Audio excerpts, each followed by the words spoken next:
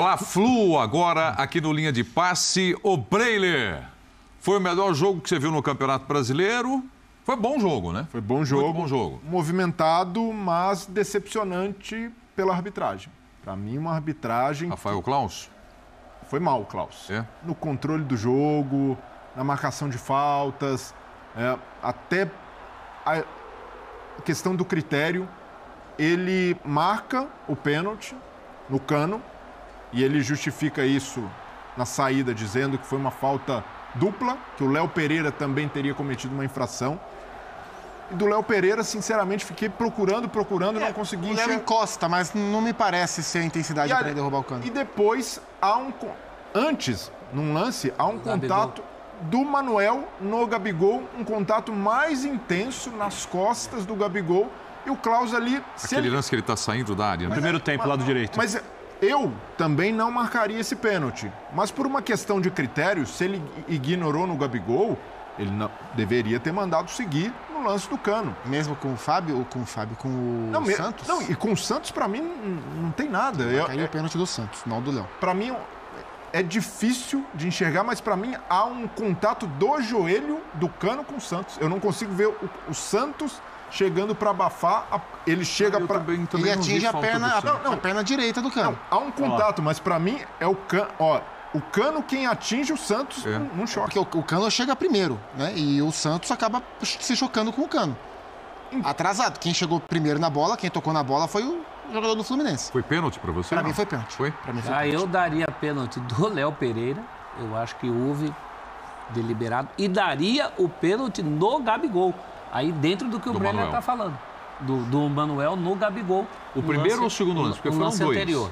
O lance anterior ao do pênalti para o Fluminense. Agora, esse jogo não achei o melhor jogo do campeonato, mas achei um jogo interessante, porque fazia tempo que a gente não via o Flamengo titular, em que pese a diferença de olhar para os campeonatos, como o Birner destacou no começo, do Flamengo, mesmo com o time principal olhando para o Brasileiro e para as Copas, mas fazia tempo que eu não via esse time, o time A do Flamengo, fazendo um jogo que era equilibrado, que ele teve dificuldade para se impor como costumeiramente se impõe.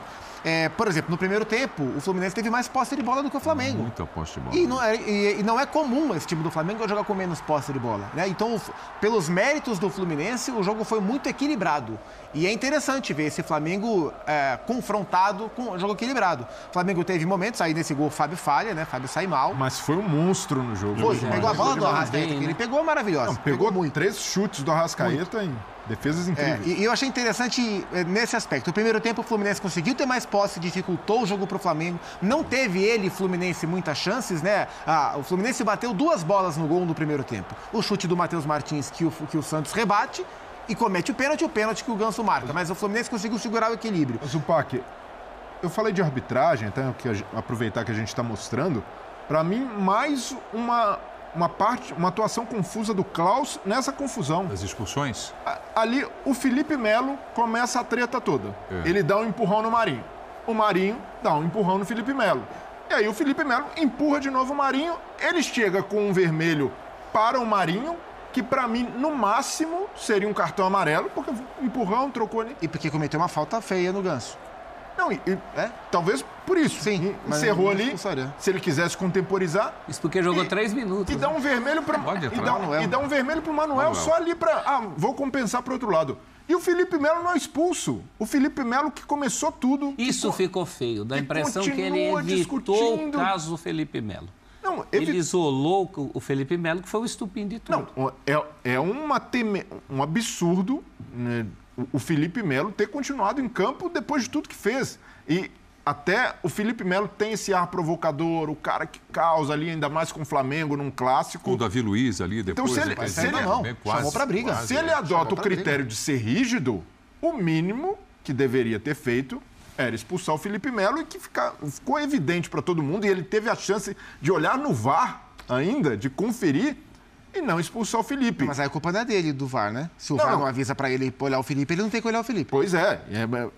A arbitragem como um todo, para mim, e aí estou repetindo aqui, o Zupac entende que foi pênalti, mas para mim não foi nada no Cano. E se ele adotou o critério de pênalti no Cano, deveria ter marcado para o Gabigol. E aí ele foi acumulando ali... os jogadores começaram a ficar irritados com a postura do Klaus e foi deixando esse jogo mais acirrado. E essa confusão só acontece por isso. Ali já estava com ânimos exaltados muito pela conduta do árbitro, de como ele levou esse jogo. Então vejo que... E aí, para mim, na minha visão, o Flamengo prejudicado pelas decisões, não só pelo pênalti, marcado a favor do Fluminense, mas pelas expulsões sem critério. Ele expulsa Cebolinha e Marinho no momento em que o Flamengo precisava de atacantes para tentar um empate. E até a expulsão de Cebolinha, para mim, tem ali uma mão... Mas também é discutível. Dava para levar de outra forma se ele não tivesse se atrapalhado em outras decisões. Esse é um dos lances, né? Esse é o lance do Manuel no Gabigol. No Gabigol, esse foi já um do segundo tempo. Esse aí não foi nada. Ô, Birner, e o trabalho do Fernando Diniz, hein? Mais posse de bola no primeiro tempo, saídas no primeiro tempo. Eu não me lembro de nenhuma saída assim longa, né? De bola quebrada do goleiro, de zagueiro. É porque ele tomou um gol assim ali atrás. Foi na Copa do Brasil. Vamos partir de referências. Primeiro, ambos os times jogaram no meio de semana. Porém, o Fluminense jogou na quinta. O Flamengo vem poupando jogadores no meio de semana, nos finais de semana anteriores. O Fluminense veio usando o time principal. Sempre. O Flamengo tem mais elenco que o Fluminense. Ninguém discute, nenhum torcedor do Flamengo trocaria o seu elenco pelo do Fluminense. Eu acho que qualquer torcedor racional do Fluminense trocaria o seu elenco pelo elenco do Flamengo.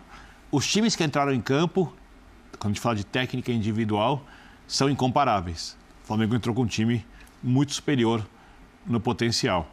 E no primeiro tempo, exatamente porque conseguiu ter mais a bola, porque faz parte da sua ideia de jogo muito bem trabalhada, o Fluminense tornou o jogo difícil para o Flamengo. Acho que o segundo tempo do Flamengo foi bem melhor que o do Fluminense. E ali eu acho que o Flamengo, aí o resultado é do jogo, os lances são discutíveis, perfeito, mas acho que o Flamengo jogou mais que o Fluminense. Eu não tenho como exigir mais do Diniz. Se o Dorival tivesse há mais tempo no Flamengo, eu estaria exigindo uma continuidade na evolução, porque eu volto a dizer... A dupla de zaga o Dorival escolheu, o Rodinei passou a jogar com o Dorival, o Everton Ribeiro achou numa posição onde ele funciona melhor com o Dorival. A linha, esse 3-1-2 funciona, foi uma ideia do Dorival. O Pedro começou a jogar muito e é o principal jogador, por enquanto, do Flamengo na temporada, junto, talvez com o Arrascaeta, talvez tenha uma discussão ali, depois que o Dorival chegou. Então, se o Flamengo está nas duas decisões das Copas, é porque o Dorival está lá. Então, elogios ao Dorival. Mas eu sei que o elenco pode render mais. O do Fluminense não pode. Então, para mim, o trabalho do Diniz é um trabalho que a gente tem que elogiar, aplaudir. Está na hora de virar essa chavinha da turma do anti-dinizismo. É preciso entender que ele fez um bom trabalho no São Paulo, que ele fez um bom trabalho no Fluminense, que ele é um técnico que está crescendo, melhorando cada vez mais. Não sei se vai continuar, se não vai continuar, mas o tamanho das críticas ao Diniz, para mim, tem muito a ver com o fato de ele não fazer aquilo que todo mundo fazia antigamente, e por algum motivo, e aí cada um tem o seu, dos que criticam ele de maneira muito agressiva, intensa, porque eu discordo de algumas decisões do Diniz também. E às vezes eu tenho críticas às coisas que o Diniz faz. Ele mexe no conservadorismo. Ele mexe demais e as pessoas se irritam demais com isso e aí... Aconteceu. Futebol precisa andar, alguém precisa mexer. Olha o nível que está jogando o Samuel Xavier, né? Ele colocou, assim, embora não seja uma unanimidade, nem sempre joguei bem, mas ele colocou ali o Caio Paulista de lateral esquerdo e, bem ou mal, funciona. O Manuel, embora tenha sido expulso, o Manuel fez um bom jogo. Muito, né? Fez um bom jogo. Tecnicamente, é um jogador que cresceu com coragem para tentar um drible, para acertar um passe, agrega repertório ao O jogo jogador. Exige isso dos dois zagueiros, dele e do Nino, né? Hoje, no segundo tempo, o Fluminense, de fato, não foi melhor do que o Flamengo. O time ficou retraído no segundo tempo. E aí o Flamengo passou a apertar mais. Na hora que o Fluminense conseguiu sair no segundo tempo, foi a hora que ele manteve a bola no campo de ataque e fez o segundo gol. Né? Porque o Fluminense sofreu no segundo tempo. A hora que o time conseguiu sair, manteve a bola lá na frente, marcou o segundo gol e, na minha visão, venceu o jogo assim, com justiça. E por mérito de uma boa mexida dele, colocando o Natan nesse momento. Sim. Você vê como no jogo contra o Corinthians, ele precisava atacar mais, que ele estava perdendo. Aí ele tira um volante para botar o Natan, tira o Wellington. Hoje, ele estava vencendo, então ele precisava encontrar um controle maior. Aí ele tira um atacante, o Matheus Martins, e bota o Natan. Então a noção dele sobre o elenco, ela é bem interessante, é um trabalho muito bom. Não é o melhor trabalho do ano, o Dorival tem o melhor trabalho para mim do futebol brasileiro na temporada. O Palmeiras será o campeão, o trabalho do Abel é espetacular, mas o que o Dorival fez no Flamengo, o crescimento para mim é algo muito chamativo. Mas o Diniz tem um bom trabalho, é um dos bons trabalhos do ano e ele tem que ser aplaudido. Ah, mas o campeão carioca foi o Abel e o Diniz não ganhou nenhum título. O trabalho é muito positivo. O Fluminense ser semifinalista da Copa do Brasil, podendo ir para uma final e ser vice-líder do Campeonato Brasileiro, é para se valorizar. E isso se deve também ao trabalho do Fernando. E o Zé, eu te falar, mas o Filipão também um bom trabalho na temporada. Muito bom trabalho. Mas aí de um outro jeito, né? Um ataca a ilha por ar, outro pelo mar. E ganhar do Flamengo do Dorival é mais difícil ganhar do Flamengo do Paulo Souza. Eu diria que o Dorival é o melhor técnico do ano, porque o Dorival ele foi espetacular do começo ao fim. Essa discussão mais para frente. No Ceará, ele fez a melhor campanha da história da primeira fase da Copa Sul-Americana. Foi para o Flamengo e transforma o Flamengo dessa maneira. É um nível altíssimo o tempo inteiro que o Dorival esteve trabalhando na temporada, o nível até aqui. Ótimo, altíssimo. Dorival é um dos únicos 2 técnicos que venceram o Palmeiras no Brasileiro, né? É verdade. Quando ele estava no Ceará. O Ceará foi o primeiro jogo. Ele e o Filipão, o primeiro de tudo. Mas o mérito do Diniz foi hoje, e acho que será sempre. Digo sempre porque quarta-feira, por exemplo, ele foi criticado, a gente falou de críticas ao Diniz, né, quando ele entra com o Wellington. Aí realmente, na minha concepção, seria dos volantes que ele tinha para substituir o André, o que tem menos características e dá o jogo que ele vinha desenvolvendo. E o André volta hoje e é um monstro no meio campo. Ajuda muito, né? Então o grande mérito hoje do Diniz foi a coragem, porque todo mundo que tenta o milagre contra o Flamengo, fosse o São Paulo, fosse o Atlético Paranaense, tentará de novo, fosse o Corinthians, que agora na Copa do Brasil, se vê sempre diante daquele dilema, né? Segurar o Flamengo ou tentar ficar com a bola para incomodar o Flamengo. Isso é muito mais difícil. E se tem um time hoje no Brasil que tem condição de fazer isso, por característica de jogo, é esse Fluminense do Diniz. Incomodou muito hoje, eu concordo, mais no primeiro tempo, né? O segundo tempo foi rubro-negro, e poderia ter dado um outro resultado para a partida. Mas não é a primeira vez que ele faz isso. Ele incomoda o Flamengo e outros Flamengos desde a primeira passagem dele pelo Fluminense. Então não é por acaso, né?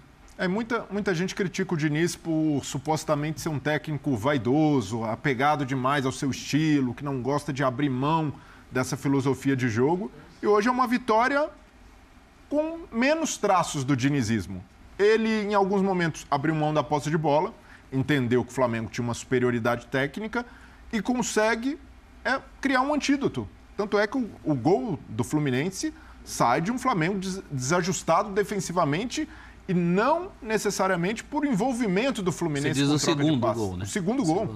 Então, é um Diniz que tem evoluído na carreira, que tem aprendido e que aos poucos se torna um técnico mais maduro. É questão de tempo para conseguir um título de expressão e, queira ou não, ainda está na briga, está ali.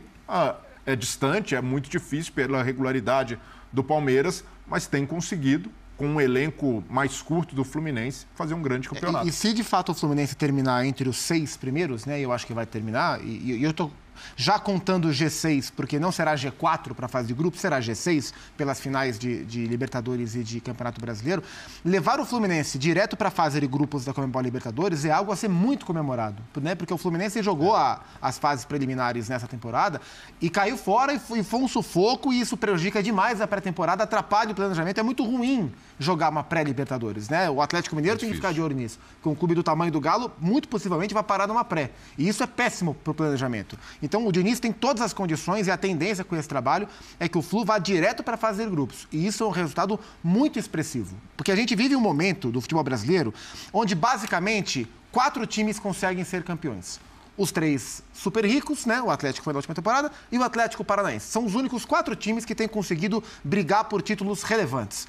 Então, os outros times não vão ser campeões, ou não têm conseguido ser campeões. E a gente tem que entender que existem outras boas maneiras de você ter uma grande temporada, uma boa temporada, um bom trabalho, sem ser campeão, porque poucos têm sido campeão. A gente tem que saber valorizar bom trabalho além só do título. Não enxergar apenas o carimbo de campeão como o sinônimo de um grande trabalho. Eu acho que o Diniz, o caso do Vitor Pereira, de maneiras diferentes, são trabalhos, e não sei se o Vitor vai ser campeão ou não, mesmo que não seja da Copa do Brasil, são bons trabalhos, diferentes trabalhos, mas que são bons independentemente de taças erguidas.